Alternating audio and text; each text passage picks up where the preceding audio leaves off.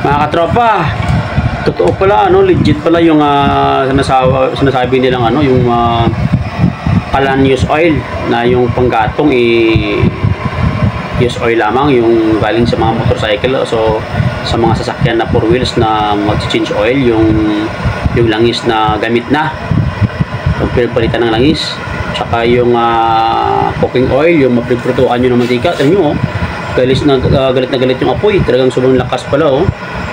Malakas pa siya kaysa sa LPG na apoy. Talagang galit na galit. Legit pala talaga, ano. Akala ko ano lang, ay yung pala totoo talaga, you know.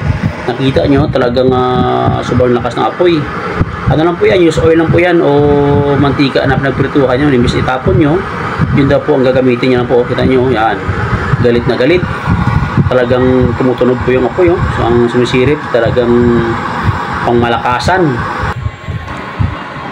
At matipid pa to sa ano, kung tutusin, no? Kasi magkano na naman yan sa mga motor shop, yung mga pinaggamitan ng langis.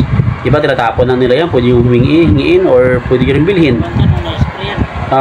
Sa pagkakaalam ko, ano lang to eh, mga 10 piso bawat litro lang yung kung bibili nyo yung langis na pinagamitan na, yung gamit na, yung sitapon nila. So kita nyo man po, oh.